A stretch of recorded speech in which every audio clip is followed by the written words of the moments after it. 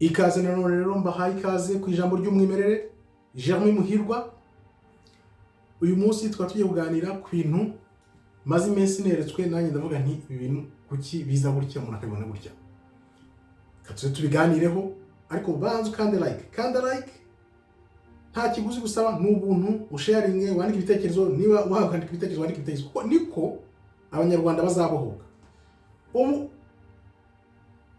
intambara abanyarwanda bagomba kurwana ni y'ubwonko, kwivana mu iyozabwonko bakorewe. Ugomba gufata ijambo ry'Imana akaba ari ryo ukoresha kugira ngo wikorere iyozabwonko. Nabyo ndabikubwira mu kanya, reka nze mbiguhe, kuko ufite ijambo ry'Imana ntabwo ubaho mu mitekerereze abantu bashyizwemo bakorera iyozabwonko.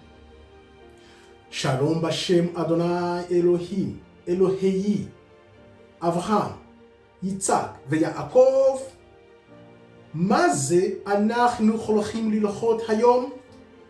Ndabashuje mu izina ry'Uwiteka Imana ishobora byose, Imana ya Abraham, Isaac na Yakobo.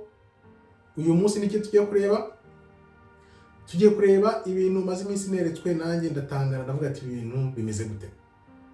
Maze nkwibutse wowe uri mushya hano, yandikishe kanda like kugira ngo ubutumwa bugere ku bantu benshi. Nanone nkwibutse ko nanditse igitabo kuri Ukraine mu mwaka wa 2010, bukeye 2012 biriya bya Ukraine biraba intambara iraba. Ibi ntabwo bingira umuhanuzi na gato, kuko abahanuzi b'Imana mbazi ko bameze ba Yeremiya, ba Amos, ba Ezekiel, ba Hosea, ba Amos, abahanuzi bakomeye Imana yavuganaga nabo direct. Ngiye ntabwo ndi umuhanuzi muri urwo rwego, gusa Imana ishobora kunyereka ibintu ikamvunguriraho ikaba ibintu nk'uku. Mbyita ubutumwa gusa, ntabwo mbyita ubuhanuzi cyangwa niyita umuhanuzi. Igihe nikigera Imana izabimbwira, ariko igihe Imana itarabimbwira ngimbwire ngo ndi umuhanuzi, ntabwo nshobora kugira ngo niyite umuhanuzi nk'ibyateye. Aho babivana sinzi aho babivana. Nanditse n'ikindi gitabo rero ku Rwanda, uko ijuru ryagejeje mu Rwanda mu mwaka wa 1994, jenoside yakorewe abatutsi. Uko byagiye bizamuka kuva mu myaka 1800 kuzamuka tugeze 94 bitwituyeho. Ibyo byose nabyanditse muri iki gitabo. Hiyongeraho ko ari uko u Rwanda rwabaye nk'ikiraro cyagiye gicika kuva 59, 73 kugeza 94. Tubonye ari abantu jenoside yakorewe abatutsi uko byagenze. Ariko mu yindi sanse, mu yindi mpamvu, nabo abazungu bagize u Rwanda nk'ikiraro bambukiyeho kujya muri Kongo, akaba yo mpamvu nashyize aya mabendera. Igitabo nacyo nacyanditse mu mwaka wa 2014, myaka 11 hafi 12 irahafi kuzura. Nacyanditse 2014 hano mashyira amabendera yerekana ko Abanyamerika n'Abafaransa bagomba gufata u Rwanda bakarugira nk'ikiraro. None urumva twebwe ikiraro cyacu cyaracitse, ko twagiye tuzamuka, abaturage basubiranamo baryana bicana kugeza 94. Abazungu bo mu gihe twari mu bwicanyi bo baturebaga nk'ikiraro cyo kwambukiraho bajya muri Kongo. Ariyo mpamvu hano nashyize amabendera irya Amerika n'iry'Ubufaransa. None dore nyuma y'imyaka 11 12 nabyo birabaye. Ibi byose ntabwo bingira umuhanuzi, manze nkubwire neza ubimenye. Noneho nawe wabushidikanya wumve ibintu mba mvugaho biva, nanjye ubwanjye sinzano biva, gusa mbona gutya biza. Icyo tugiye kuganiraho rero, tugiye kuganira kuri Rusagara. Nkwereka ibyo neretsweho gato. Wibuka bwa mbere namukozeho video hari mu mwaka wa 2024 ku itariki ya 7 z'ukwa gatatu, nibwo nakoze video. Iyo video nayikoze bitewe n'iki? Nagiye kubona mbona uriya mwami wa Qatar Amir ari kumwe na perezida w'u Rwanda, bukeye mbona ari kumwe na perezida wa Kongo. Nahise nibaza ibi bintu bimeze gute? Ni gute umuntu wavuga ngo ni mu inshuti kandi nomwe muri abanzi, uwo muntu akaba agendana n'umwe hano akongera akagendana n'undi? Ibyo bintu ntibibaho. Usibye bya bindi abantu bavuga bati ngo umukunzi w'umwanzi wawe cyangwa umwanzi w'umwanzi wawe aba ari inshuti yawe. Izo mvugo uzumva, niba ufite umwanzi noneho hakaba ari umwanzi w'umwanzi wawe, uwo muntu mukajya kuba inshuti. Ibyo bintu ntabwo ari ibintu bya Bibiliya. Bibiliya ntabwo ikubwira ngo bi inshuti n'umwanzi w'umwanzi wawe. Ibyo bintu aho bizakuganisha ntabwo ari heza. Ubwo rero nakozeho iyo video mvuga nti nibaza, mbonye ibyo bintu, mbonye ukuntu uriya mwami wa Qatar ahuye na perezida w'u Rwanda, bukeye arongera na perezida wa Kongo, mpita mvuga ati ibintu nta kigenda. Nibwo nahise njya muri Bibiliya ndareba, nsanga muri Bibiliya abahanuzi bavuga ukuri, bakoresha ukuri cyangwa abantu bakosha kuri barakubitwaga bakicwa. Mbyibaza ndavuga si ibintu nubwo nahise mbona Rusagara anjemo ntangira kumubona gutyo mutangaho urugero muri iyo video bibaho. Noneho icyaje kuntangaza urumva ko nabonye uriya mwami wa Qatar ari kumwe na perezida w'u Rwanda, nongera kubona ari kumwe na perezida wa Congo, none ndavuga ati ibintu ntabwo byumvikana. Tariki ya 19 z'ukwa gatatu umwaka nyuma y'umwaka muri 2025 ejo bundi ukwezi turi kurangiza nibwo twabonye iriratungurana rya perezida w'u Rwanda na perezida wa Congo bicaye bari guhuzwa n'uriya mwami wa Qatar. Ubwo nahise mvuga nti bya bintu bibiri tubwira nibyo koko bifite ishingiro birakomeye. Ni gute waba ufite umwanzi mugaburira ku nshuti imwe, iyo nshuti ikaba ari inshuti yawe ikaba inshuti y'umwanzi wawe. Nahise mbona Rusagara ajemo. Noneho kuri 19 z'ukwa gatatu mbonye bahuriye Qatar, perezida w'u Rwanda na perezida wa Congo. Nahise mvuga ati birababaje. Nanabishyizeho ndavuga ati iyi foto irababaje. Narayidekirije ubanye tukabireba muri iyo foto, nayisobanuye uko igaragara ku bantu bazi gusobanura ibyo mu foto, ko ureba ku ifoto ukareba uko ibintu bimeze, ko umuntu yifashe ibyo bavugaga kiriya cyumweru cyashize Congo ivuga ibi, u Rwanda ruvuga ibi, ko byagaragaraga ko badashobora guhura na gato. Byarigaragaza. Rurangiza yabyo ni iyihe rero?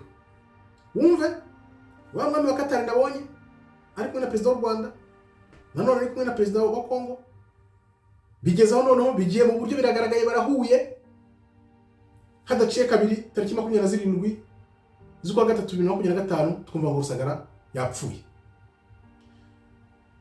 Ntabwo ari coincidence nkuko abantu benshi bavuga ibintu by'Imana biba ari coincidence, ariko ibintu bihuriye nka gutya nibwo bibazo ko bati Imana ibi ni ibiki kuki baye gutya. Urabona muri Bibiliya batubwira ko abahanuzi bakwitwaga bakicwa, none dore umuntu wiyita inshuti ya runaka ni n'inshuti ya runaka kandi abantu n'abanzi bigenze gute?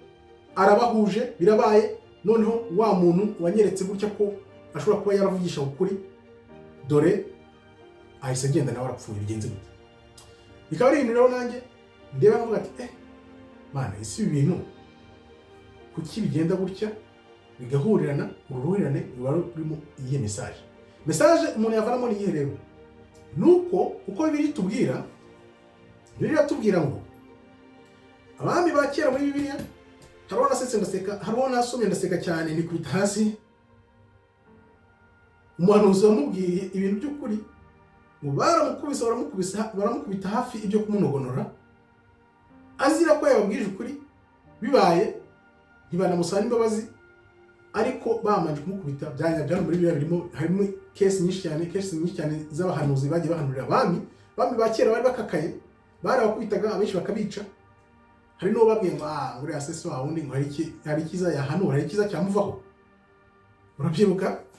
None rero ibyo nabyo bitwereka ko abahanuzi, abantu bavugisha ukuri, nibo barebwa nabi, nibo bagenderwa kure, abandi b'ibinyoma ahubwo baganje bari aho ngaho. Ngaho nguko rero nibyo nashaka kubasangiza ko ni ibintu nabonaga ntakerera nanjye ngo mbibereke uko ibintu Imana ishobora kutwereka. Imana iratwereka umunsi ku munsi, ariko ntabwo tubona, bitureba.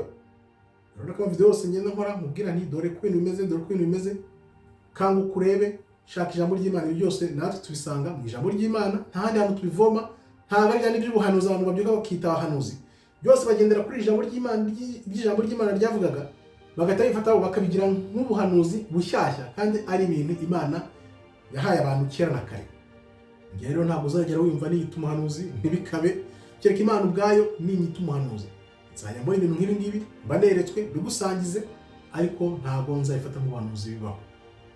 Ngaho nguko rero tanga igitekerezo cyawe, andika icyo utekereza, kanda like, usangiza abantu, kuko nzi neza ko inkuru nk'izi ziba zishaka kugera ku bantu benshi kugira ngo bakanguke bave mu buyobe, baze mu mwuka, baze mu ijambo ry'Imana, bashakisha Imana n'imbaraga zabo zose, n'umutima wabo wose, n'ubwenge bwabo bwose. Mushyireho izo mbaraga zanyu, mushake Imana. Njya nkubaza nti ufite imyaka ingahe? Tekereza imyaka ufite. Nzi ko wawe ndeba ushobora ufite imyaka hafi kaba 20 mike, biza 30, 40, 50, 70. sinzi wenda niba ushobora kuba ufite n'imyaka 100. Ese wari wafata umwaka n'uyu n'umwe ngo usome ijambo ry'Imana uvuge ati ngiye gukanira ijambo ry'Imana ndyibikeho umwaka umwe? Bizaguhindura ubuzima, byose bizabishya. Ndabikwijeje kuko bifite byambiriza iri jambo maze kurisoma hafi inshuro enye, kuva ku itangiriro kugera ku itangiriro, kuva ku gifuniko kugeza ku gifuniko maze gusoma Bibiliya hafi 4 gatatu, ubundi bwa 4 ngiye gusoma kugira ngo nabwo ndayigerereye, turi hafi kugera muri Zaburi.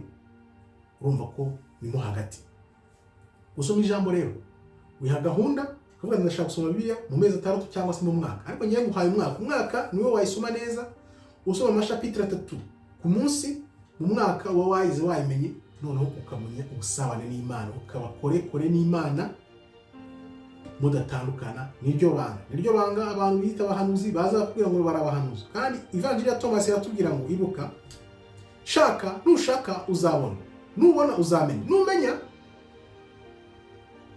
bizagutera amatsiko. Nimara gutera amatsiko ariko bizagutera n'ubwoba, ubwoba bukomeye cyane kuryo uzagira ubwoba cyane. Ariko numara kugira ubwoba uzayobora byose. Kubera iki? Kubera ko ufite ijambo ry'Imana. Ijambo ry'Imana niwo musingi, niwo muyoboro, niryo rituvana hamwe turi hasi mu bwigunge, mu bwoba, ibibazo nk'ibyo, ukarenga iby'isi, noneho ukaza mu bantu bafite ubusabane n'Imana hejuru. Ibyo narabisobanuye, iyo video ndabonye n'abantu benshi batanayireba bitabinyereka ko ya nzira y'Imana koko irafunganye koko. Iyo video nayikoze mvuga nti reka nyite igihe nereka abantu state barimo, urwego bariho, noneho ndebe ko bakanguka byibuze bava muri ubwo bwoba n'ubuyobe barimo, byibuze bazamuke. Ariko wapi? Kubera iki? Kubera ko abantu bakunda ibintu byashyushye. Ubu ngubu nk'iyi video ugiye kubona abantu bayireba kubera bazi ibintu byashyushye. No, iyi ni inyurabwenge n'ubuhanuzi bwo mu ijambo ry'Imana, atari ubwanjye umuntu abashyira hanze ngo yerekane uko ibintu byari bimeze kera, noneho n'ibintu nibiba uvuga ati biriya bintu muri biriya byari bimeze gutya bimeze, noneho nkaho ufite ubwenge uvuga uti ibintu birabaye, kuki bibaye? Nibiba none ibintu ugiye gushaka mu ijambo ry'Imana urebe uko ibintu byagendaga.